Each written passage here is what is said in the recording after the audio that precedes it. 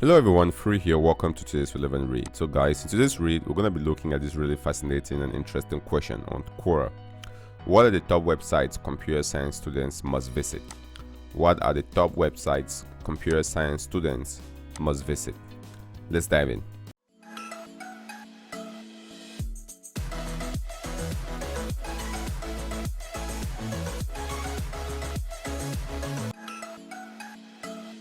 Alright guys, welcome back. This is a very interesting question. On this channel we talk about technology tips, career advice, and some inspiration, and this is definitely one of those very fascinating questions. Before we dive into look at the websites that I presented, let's take a look at this very interesting quote I'm sure a lot of us are familiar with, and it's a Chinese proverb. It says, "Give me fish, or give me a fish, and I'll eat for a day. Teach me the fish, and I eat for a lifetime." Alright, there are several ways in which this proverb is stated, but nonetheless the idea or the theme still comes across. So instead of just giving somebody fish, it's better to teach them how to fish. And that's how that's the mindset with which I approached this particular question, and this is why I'm sharing this as a relevant read on this channel. So we can talk about what is the website you must follow, or we can teach you what to learn and things like that, but sharing you the websites that you can follow with great content so you can go in there and get even more information, to me is teaching how to fish. So this will be a very short relevant read. I'm just gonna go through some of the questions, some of the websites really quick. I will really hope that guys you can click on these websites and check them out for yourself. As always, the link to this particular relevant read will be in the description, so if you want to get access to these websites and to these links, just go ahead, click on the link in the description, and you will have access to that.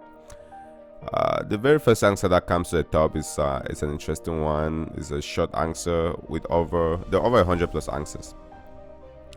So the very first one is an answer wiki, and for those of you that are not familiar with Quora, an answer wiki is it's an answer that's not just maintained by an individual but by a group of individuals. So on Quora, usually you can have an answer. So this individual, for example, provides an answer to this question, but when the question is so popular and it's kind of a question that is a listing kind of question, you can also put in an answer wiki, which anyone can edit that answer wiki. So for example, if I wanted to, I could go ahead and edit this answer wiki and change what has been written there, just like the way you can go and edit Wikipedia, for example, and change answer in there. No one in particular owns the answer wiki. It's just a collaborative way that people have answered that. All right, so I believe I don't do a lot of answer wikis because not a lot of questions have it, but this is one of those questions that has an answer wiki, so it's definitely interesting. But that tells you it's a very important question, and that's why people are answering it a lot. All right, so coding websites, the way this answer wiki has been broken down into is coding websites. If you're going for a coding interview, this website has questions, right? Because the idea being, well, you're going through college, you're a computer science student, at some point you're gonna graduate and be looking for a job, right? That might be a software job, a software engineering job, a programming job, a developer, right? So this website gives you practice coding interview questions, and you can leverage it. So as a computer science student looking for a job, this might be something worth being familiar with or leveraging. Next one is Project Euler. I'm not very familiar with these ones, but Project Euler is a series of challenging mathematical and computer science programming problems that will require more than just mathematical insights to solve. All right, so again, you're a computer science student, you might be writing code, wanting to understand algorithms. This seems to be a project or a website that gives you problems you can use to practice. There's that saying, practice makes perfect, and the more you practice, the better you will be at your craft. Learn to code for free. It's Code Academy. This one is very popular out there. You can if you want to hone in on your skills, brush up your skills, pick up a particular language, you can certainly leverage Code Academy for that. If you look at your catalog, they will have different subjects, everything from Python to Java, C++. Let's just click on Java, for example. They have courses to learn Java. So of course in school you're definitely learning how to program in Java or Python or C++ or C#. But if you really want to brush your skills into the industry, then a website like this could be something that you want to be familiar with. There is a paid version of it, so as a college student you might not have a lot of money, but you get what you pay for. If you really want to push and polish up your skills, then this might be something to consider. Programming competition, programming contest, online programming. So this is another interesting website that you can check out. Coach Chef, data structures and algorithm program, and it kind of just goes into different tests, interview bits,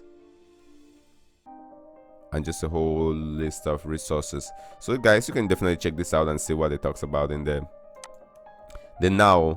So the first one is coding websites. So as a computer science student, having these websites to really brush up your coding skills could be very, very powerful and get you ready for interviews, or to prepare for jobs, or to just work on the side project if that's what you want to do after graduation.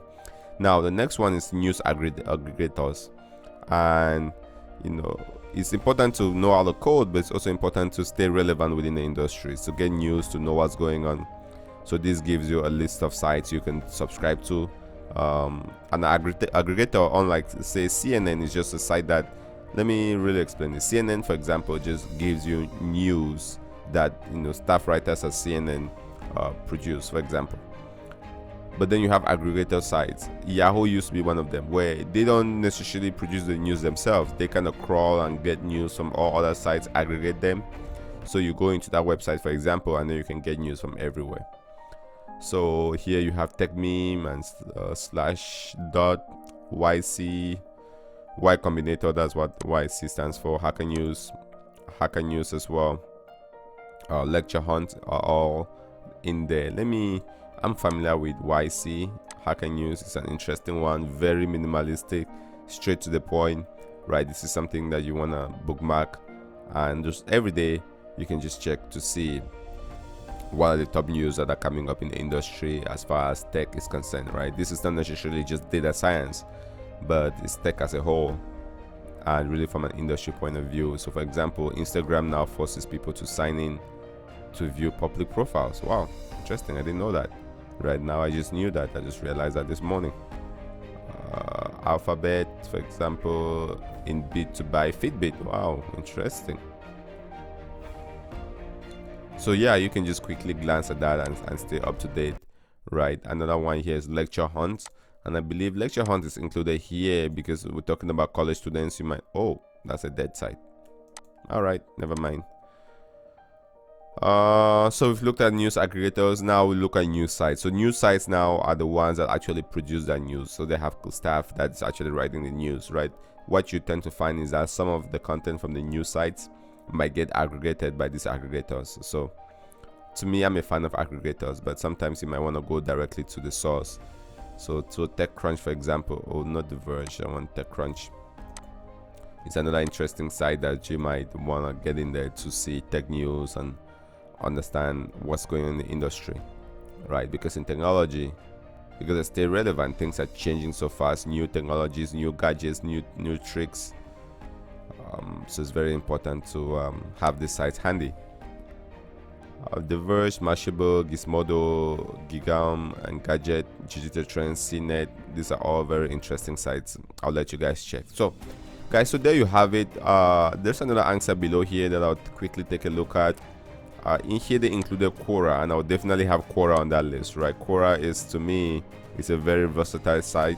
Of course, this is where we do a lot of the relevant reads, so I'll definitely want to have Quora.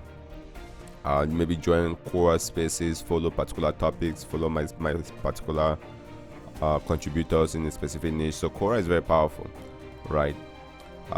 Geeks for Geeks is another one as well. Stack Overflow is another interesting one. That as a computer science student you definitely want to have as a top website, right? Stack Overflow, it says where developers, we build products that empower developers to connect them to solutions and enable productivity and growth. So if you're a developer, at some point you're going to be using Stack Overflow to copy code snippets, to ask questions. It's just an overall powerful website or platform, I would say. GitHub, W3 Schools is another important one, especially for programming and such. Tutorial Points, I can't tell you how many times I'm searching for something and I end up on tutorial points with an answer or step-by-step guide to do what I'm looking to do. So it's very very powerful.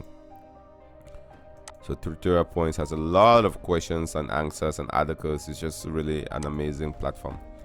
NPTEL, I'm not familiar with that. HackerRank, I'm not familiar with HackerRank.